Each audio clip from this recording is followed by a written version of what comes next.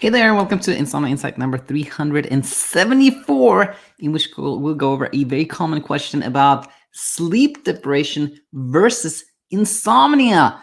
Actually, this happened because of a comment from Matt. Let's just take a look at it actually real quick together. Matt commented here on, what's this? Open class number 84. And he said, so when I think of it like this, what is there really to be afraid of? Just offhand, I wonder if a discussion about insomnia versus sleep deprivation could hammer this point home from some people. I was sort of thinking, just put simply, being awake for, 2 days because you're so excited you won the jackpot versus, a crying baby keeping you up for multiple nights. There's a big difference there, right? And there is, and that's what we'll talk about today, sleep deprivation versus insomnia. Now, why is this important? Or maybe it isn't that important. Well, we'll talk about that, of course, today, sleep deprivation versus insomnia. We're going to talk about how to tell them apart, which is pretty easy, actually, and why this does or maybe doesn't matter. We'll talk about that in a second. But first of all, let's go over the two things. So sleep deprivation, what's that? Well, it is little sleep coming from little opportunity. You're sleeping little simply because you have little opportunity for sleep. That is sleep deprivation.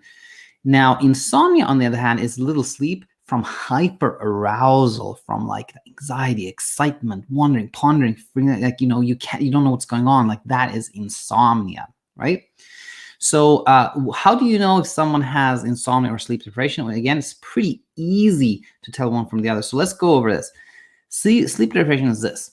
You sleep very easily. You feel sleepy almost all the time. You just feel like your eyelids are heavy. You're just kind of longing, craving for a nap, and there's zero struggle. Like as soon as you have an opportunity for sleep happens just like that. And if there's more opportunity for sleep, if you are off or you have vacation and you can just extend, you can give yourself more opportunity for sleep, you sleep more, guaranteed. And also there's no mystery.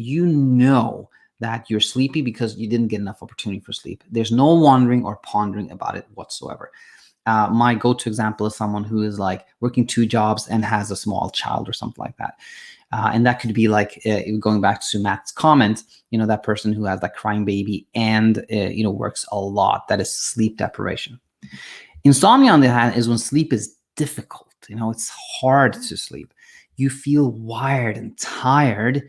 You don't feel well. You feel kind of bruised and battered, and your eyes are kind of sore and itchy, and your tinnitus and things like that. But you're not sleepy. You don't fall asleep easily. Actually, in fact, there's a lot of struggle with sleep. And if you give yourself more opportunity for sleep, that does not mean that you sleep more. And also, there's mystery. You're wondering, pondering. You're trying to figure it out. That is insomnia. And insomnia, as we said before, comes from hyperarousal, this kind of heightened state of alertness. And in Matt's example, that was somebody who won the jackpot and is just so excited about that keeps them awake at night. So that's insomnia. And that's a little unusual with the jackpot analogy there, but it's the same principle. That is like your thoughts, really, how you think about things that keep you from sleeping. It gives you little sleep, if you will. So why does this matter? Why does it matter? Well, it matters because education is the key.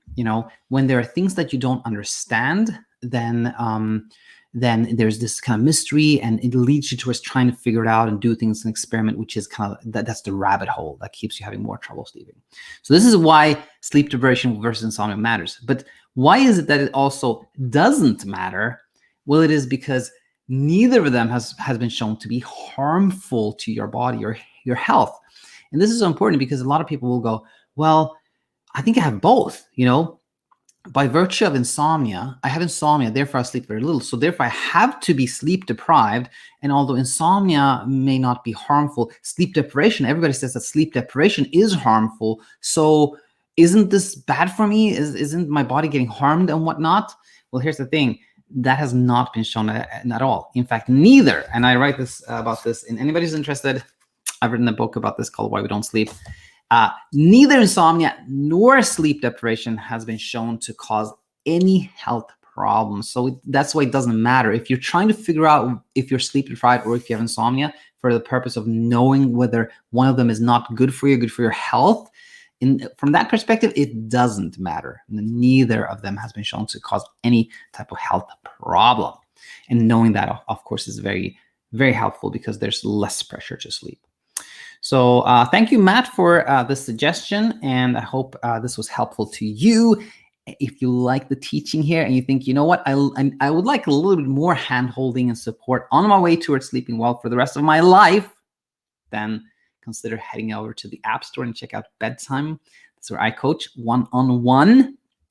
If you think the same, you know, I'd like to have that support, hand-holding, some guidance, a plan towards sleeping better, then but you like a group setting, then check out the Self-Coaching Master Program, and that you'll find on our website, thesleepcoachschool.com.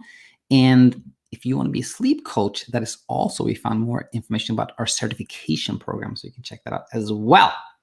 So that said, hope this helped. Again, leave a comment if you have any questions, and I'll be back real soon with more. Until then, stay out of trouble.